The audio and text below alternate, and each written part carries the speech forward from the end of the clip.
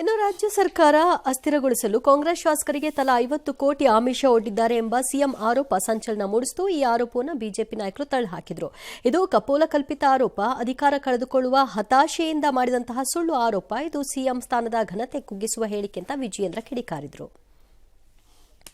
ಒಬ್ಬ ಶಾಸಕರೇ ಅಂದ್ರೆ ಎಷ್ಟಾಯ್ತು? 50 ಜನಕ್ಕೆ ಎಷ್ಟಾಯ್ತು? 2500 ಕೋಟಿ ಆಯ್ತು. ಯಾರು 50 ಕೋಟಿ ಕೊಟ್ಟರು ಆ ಮಾಹಿತಿ ಇರ್ಬೇಕಲ್ಲ ಅವ್ರ ಹತ್ರ. ಮತ್ತೆ 2500 ಕೋಟಿ ಅಂದ್ರೆ ಅದು ಬೇನಾಮಿ ಅಕೌಂಟ್ಗೆ ಹೋಗ್ತೈತೆ. ಇಡಿ ಅವ್ರು ಬರ್ತಾರೆ.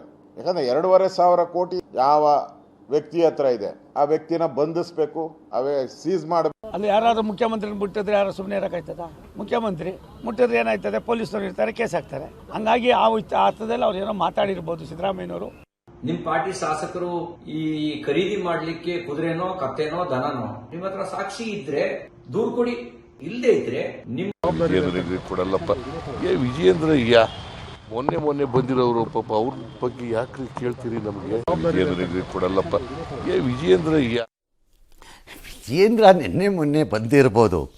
ಹುದ್ದೆ ಆಧಾರದಲ್ಲಿ ಸಿಎಂ ರಿಪ್ಲೈ ಕೊಡಬೇಕೆ ಹೊರತು ಕೊಡೋದಾದ್ರೆ ಇಷ್ಟ ಇದ್ರೆ ಯಾವತ್ತು ಬಂದ್ರು ಅನ್ನೋ ಕಾರಣಕ್ಕೆ ಹೇಳಕ್ ಬರಲ್ಲ.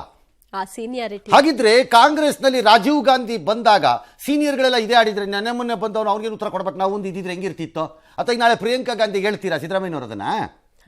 ಹಂಗಾಗಲ್ಲ. ವಯಸ್ಸು ಮತ್ತು ಅವ್ರು ನೆನ್ನೆ ಬಂದ್ರೋ ಮೊನ್ನೆ ಬಂದ್ರೋ ಅಲ್ಲ ಇಂಪಾರ್ಟೆಂಟು.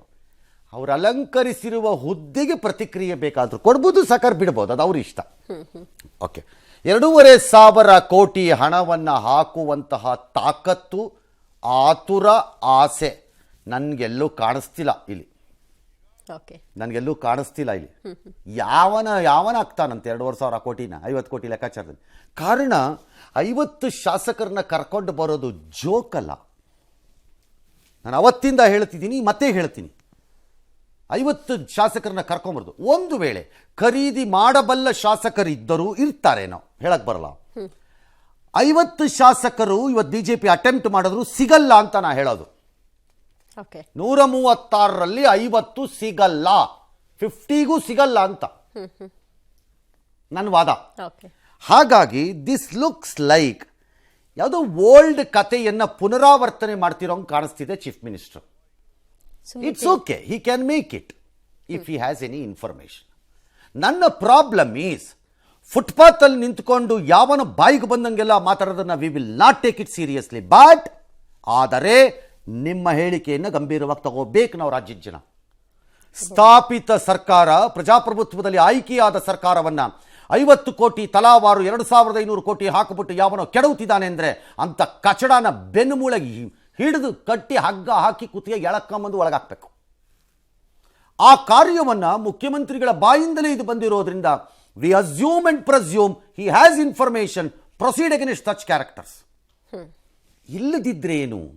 ಹುಡುಗಾಟದ ಹೇಳಿಕೆಗಳಾಗತ್ತೆ, ಬಾಲಿಶ ಆಗತ್ತೆ ಮತ್ತು ಪುಕಾರು ಎಬ್ಬಿಸುವ ಹೇಳಿಕೆಗಳಾಗತ್ತೆ.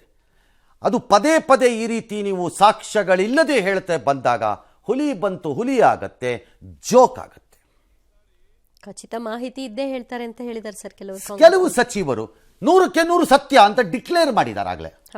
100ಕ್ಕೆ 100 ಸತ್ಯ ಆದ ಮೇಲೆ ಅಪರಾಧಿ ಒಬ್ಬ ಇದ್ದಾನೆ ಅಂತ ಆಯ್ತು.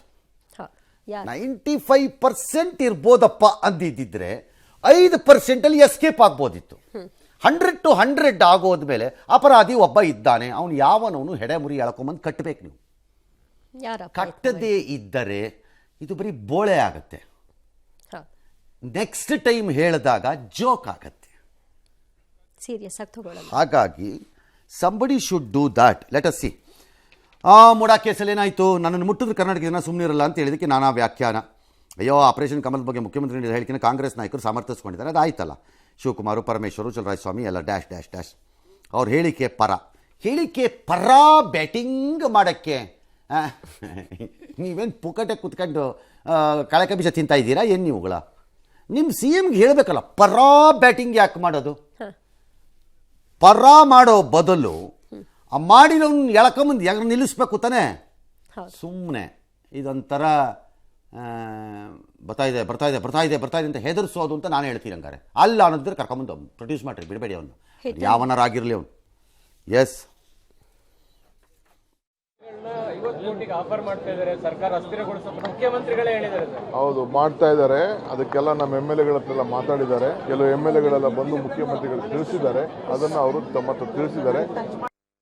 ಮಾನ್ಯ ಮುಖ್ಯಮಂತ್ರಿಗಳಿಗೆ ಅವರು ಆ ರೀತಿ ಹೇಳಿಕೆಯನ್ನು ಕೊಡಬೇಕಾದ್ರೆ ಒಂದಿಷ್ಟು ಮಾಹಿತಿ ಇರಲೇಬೇಕು. ಹಾಗಾಗಿ ಅವರು ಹೇಳಿರ್ತಾರೆ, ಭಾರತೀಯ ಜನತಾ ಪಾರ್ಟಿಯವರು ಈ ಸರ್ಕಾರವನ್ನು ಅಸ್ಥಿರ ಮಾಡಬೇಕು ಅಂತ ಎಲ್ಲ ಪ್ರಯತ್ನವನ್ನು ಸತತವಾಗಿ ಮಾಡ್ತಾ ಇದ್ದಾರೆ.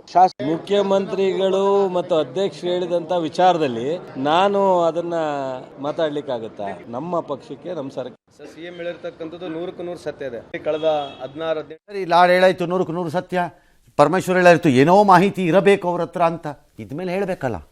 ಇಲ್ಲದೇ ಇದ್ರೆ as a chief minister he is doing injustice to democracy. ಯಾವ ಪ್ರಜಾಪ್ರಭುತ್ವವನ್ನು ನಾವು ಉಳಿಸೋರು ಅಂತ ಮಾತಾಡ್ತೀರೋ ಅದಕ್ಕೆ ಮಾಡ್ತಿರೋ ಅನ್ಯಾಯ ಮತ್ತು ಧೋಖಾ ಅದು. ನೀವು ಅದನ್ನು ಆಚೆ ತರದಿದ್ದರೆ, ಸುಮ್ಮನೆ ಬುರುಡೆ ಬಿಡ್ತಾ ಇದ್ದರೆ, ಸೇ ಫಾರ್ ಎಕ್ಸಾಂಪಲ್ ನಾಳೆ BJPಯಿಂದ ಯಾರೋ ಒಬ್ಬರು ಎದ್ದು ನಿಂತ್ಕೊಂಡ್ಬಿಟ್ಟು ಡೈಲಿ ನಮ್ಮ ಹತ್ರ ಇರೋದು ಕಡಿಮೆ MLAಗಳು ಆದ್ರೂ ನಮ್ಮನ್ನು ಮುಗಿಸ್ಬಿಡ್ಬೇಕು ಈ ರಾಜ್ಯದಲ್ಲಿ ಅಂತ 100 ಕೋಟಿ ಆಫರ್ ಇಡ್ತಿದ್ದಾರೆ BJP MLAಗಳಿಗೆ. ಸುಳ್ಳು ನಾವ್ಯಾಕೆ ಇಡ್ತೀವಿ? ಅದು ಸುಳ್ಳು. ಹಾಗಾದ್ರೆ ಇದೇನು? ಹಾಗಾಗಬಾರದು ಅಂತಾದರೆ ಯಾರವರು ನಿಮ್ಮದೆಲ್ಲ ಮಾತುಗಳು ಡ್ರಾಮಾ ಅಂತ ಆಗಬಾರ್ದು ಅಂತಾದರೆ ಕ್ರಮವನ್ನು ಇನಿಷಿಯೇಟ್ ಮಾಡಲಿಕ್ಕೆ ಆಗದಿದ್ದರೆ ಶಟ್ ಅಪ್.